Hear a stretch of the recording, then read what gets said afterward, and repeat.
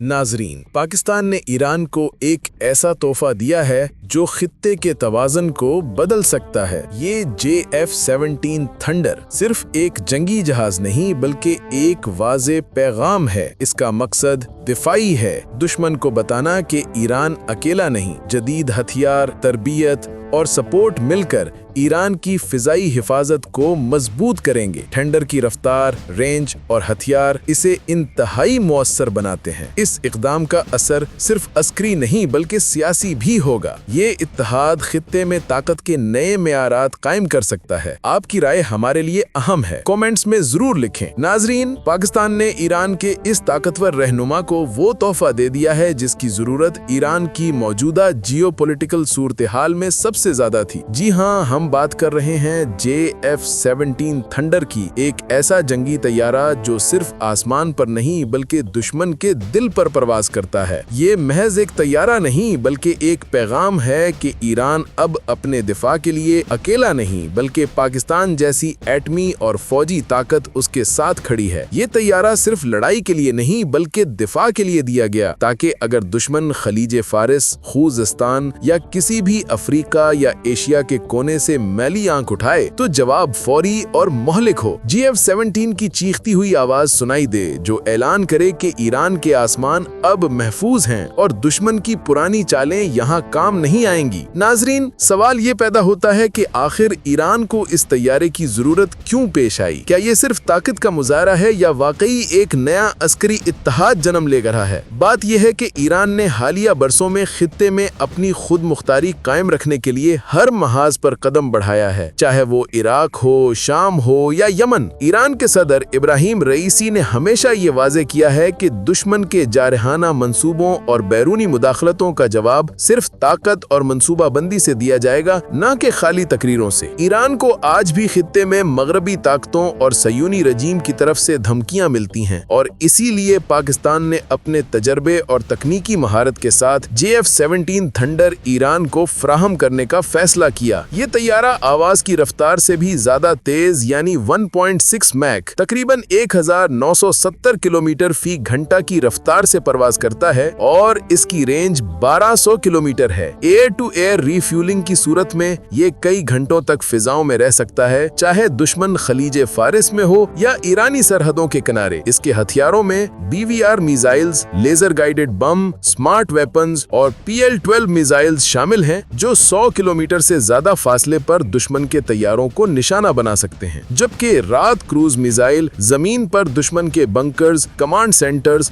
और असलहा डिपो को तबाह करने की सलाहियत रखता है। JF-17 थंडर जदीद तरीन इलेक्ट्रॉनिक वॉरफेयर सिस्टम से भी लैस है जो दुश्मन के रेडार और मिसाइल गाइडेंस को नाकाम कर देता है। यानी अगर दुश्मन ने किसी भी इलाके से हमला किया तो थंडर फौरी रद्द अमल के साथ न सिर्फ जवाब देता है बल्कि दुश्मन के मंसूबे को मुकम्मल तौर पर नाकाम कर देता है। यही सिस्टम पाकिस्तान ने पहले भारत और दीगर खित्ते के मुमालिक में तजर्बात में इस्तेमाल किया है और वो कामयाब रहा है। नाजरीन, ईरान और पाकिस्तान के दरमियान ये इत्तेहाद महज हथियार देने तक महदूद नहीं। हालिया OIC में पाकिस्तान ने ईरान के साथ इस नए अस्करी नेटो, इस्लामी नेटो के क़याम में मदद की है, जिसमें तमाम मुस्लिम मुमालिक की सलामती के लिए आर्टिकल 5 जैसा डिफेंसिव मैकेनिज्म शामिल हो सकता है। इस इजलास में ईरान की मुकम्मल हिमायत, पाकिस्तान की एटमी कुव्वत, तुर्की की फौजी सलाहियत और दीगर मुस्लिम मुमालिक के ताउन से एक ऐसा इत्तेहाद मुमकिन हो रहा है जो किसी भी जारहाना कदम की सूरत में फौरी और मुत्तहिद रद्द अमल दे। ये तैयारा और ये इत्तेहाद सिर्फ दिफा के लिए नहीं बल्कि खित्ते में एक तवाज़न कायम करने के लिए है। ईरान के सदर इब्राहिम रईसी ने वाज़े किया है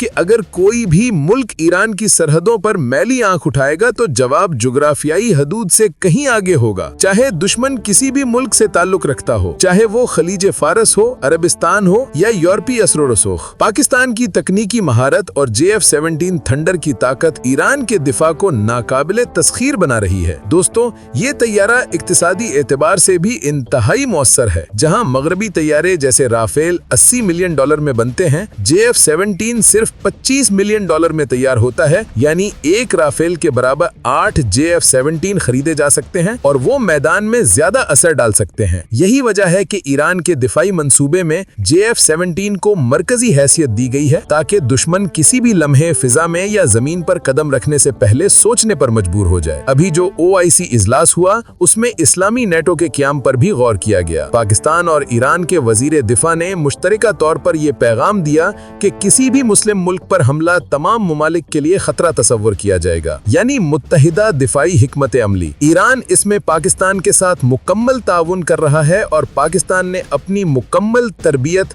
مشورے اور تکنیکی مدد فراہم کرنے کا وعدہ کیا ہے۔ یہ اتحاد محض عسکری نہیں بلکہ نظریاتی بھی ہے تاکہ مغربی اور صہیونی طاقتیں کسی بھی مسلم ملک کی خود مختاری کو دبانے کی کوشش نہ کر سکیں۔ ناظرین، اگر آپ سوچیں کہ یہ محض طیارے کی ڈیلیوری ہے تو یہ غلط فہمی ہے۔ پاکستان اور ایران ایک مضبوط بلاک قائم کر رہے ہیں جس میں ایران کی فوج، پاکستان کی ایٹمی صلاحیت اور دیگر مسلم ممالک کے فوجی تجربے شامل ہوں گے۔ یہ بلاک خطے میں کوئی بھی جارحانہ قدم اٹھانے والے دشمن کے لیے واضح پیغام ہے کہ ایران کی سرحدوں کو محفوظ رکھا جائے گا اور کسی بھی جارحانہ قدم کی صورت میں متحدہ اور مہلک جواب دیا جائے گا۔ آخر میں ناظرین، JF-17 تھنڈر اور پاکستان کا یہ عسکری تعاون ایران کے دفاع کی تاریخ میں ایک سنگ میل ہے۔ یہ طیارہ محض ہتھیار نہیں بلکہ ایک نظریہ، ایک پیغام اور ایک اعلان ہے کہ ایران اور پاکستان کے درمیان نہ صرف دوستی ہے بلکہ ایک نیا دفاعی اتحاد جنم لے رہا ہے جو آنے والے برسوں میں خطے اور دنیا کی سیاست کے نقشے کو بدل سکتا ہے۔